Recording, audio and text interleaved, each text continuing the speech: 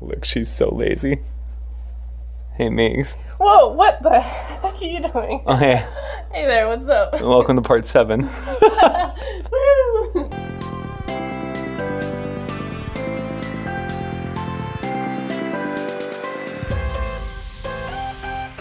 Alright guys, so today we're going to be covering a home base Storm Shield Defense 3. Can I be your superhero?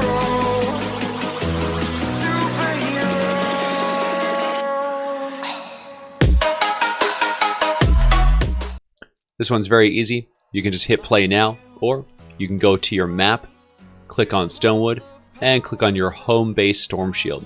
You can also go to your quest page and click on the quest log in the bottom right corner, and you can bring it up here, telling you all the rewards and allowing you to hit the play button in the bottom right to start the mission. So we're just going to start the mission and get right into it. Okay, so before we start up this next defense, we're going to want to spruce up our base a little bit just to make sure that we're prepared for any incomings.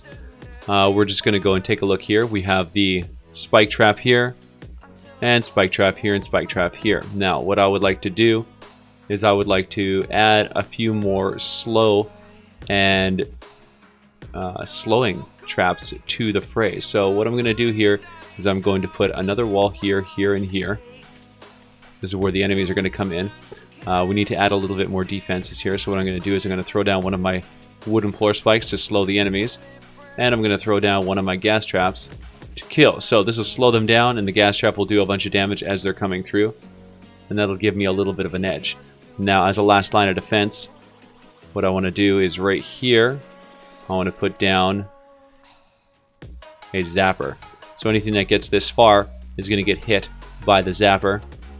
And hopefully, you know, that'll make the basically thin the crowd. We want to make sure as few enemies get through as possible to make it so that I don't have to do much at all. We want to make sure that this base kills most everything that I'm going to fight against. So now what we're going to do here is we're going to go look at our traps.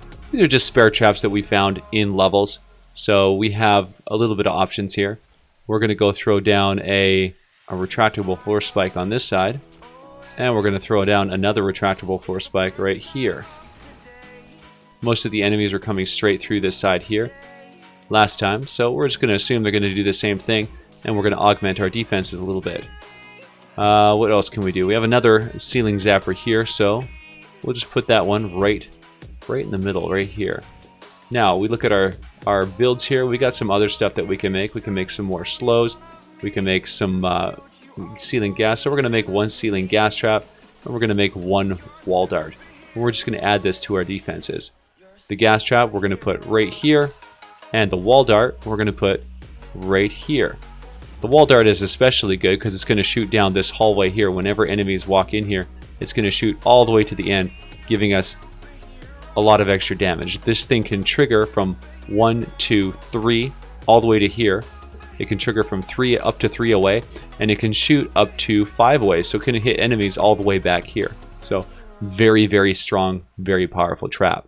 Now we also have a wall launcher here, and the wall launcher is very effective at pushing enemies back. So what we can do is you can put it right here, and then we can go put a wall right here. So when the enemies are walking in, what'll end up happening is they'll walk, because they won't be able to cut this corner, right? They'll have to walk all the way over here to get through, and this will give the wall launcher lots of opportunity to throw the enemies back down the hallway and buy us some more time. We can also take the broadside trap. Broadside trap is very effective. What we'll do is we'll put it here, so that enemies that get through these traps will hit this here. And what this does is it shoots cannonballs out, and it'll bounce against the wall and then bounce back and forth, doing insane damage. As long as there's a wall directly in front of the broadside trap, broadsides will do huge amounts of damage.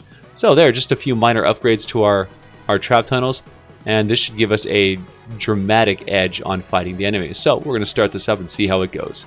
We're not going to bother waiting for assistance. We're just going to expand the shield. Alright, so it looks like we have enemies coming from the front side. Sploders.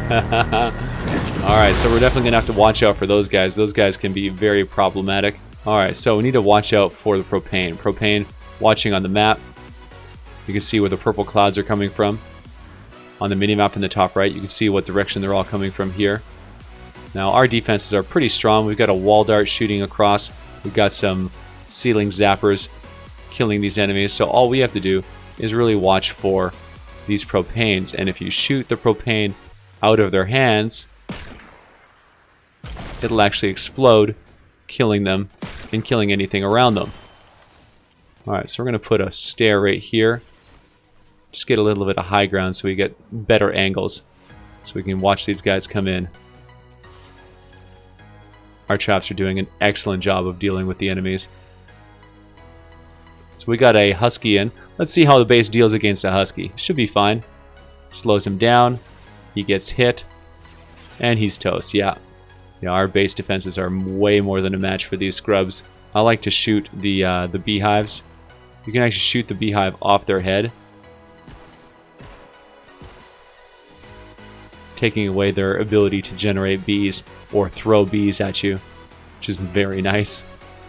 Look at that. Easy peasy, man.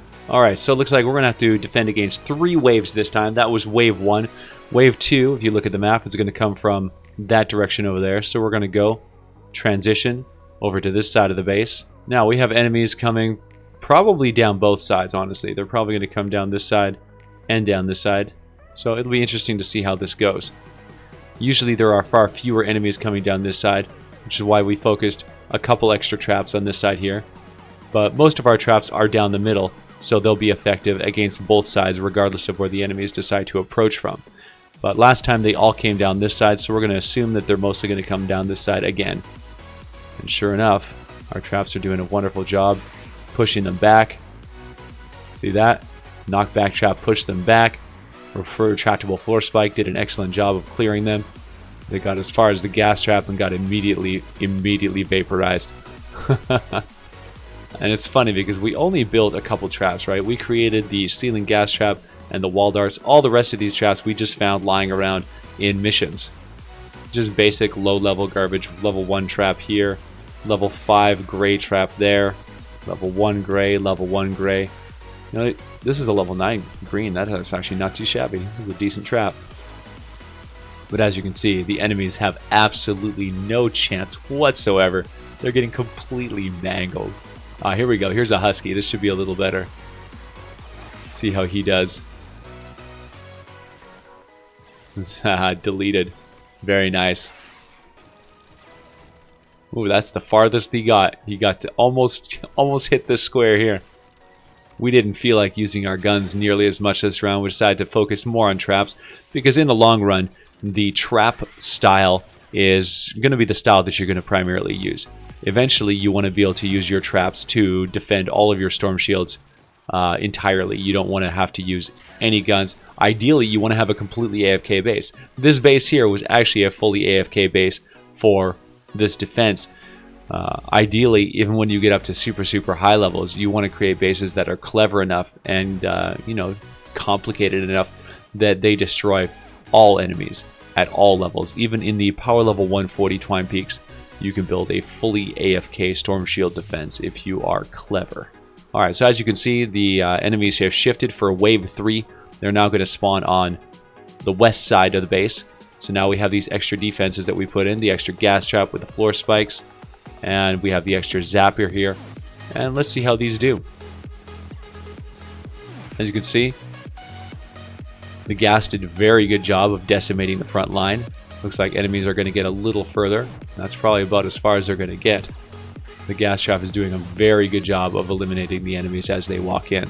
What is that guy doing? Hey buddy, don't hit my wall. So as you can see, they're funneling very nicely into the base. Yeah, they're getting absolutely decimated. They can't get in, like, anywhere near. As soon as they hit this wall dart, it's game over. There, we'll just put a wall there to cut off their angle. The gunslingers were feeling like they could get an angle, getting a shot on me, so they started walking around the base. If we block that off, they will no longer be motivated to do that. Oh, I hear something. Oh, we got a lobber.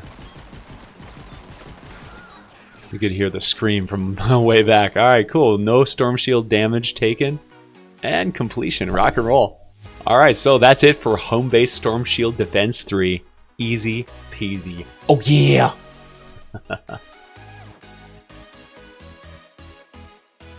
Let's see. Let's see. What do we get? What do we get? Fingers crossed. No better smash. Freaking duct tape! Flip it! Also a lot of duct tape. I knew it! I told you it was gonna give me duct tape!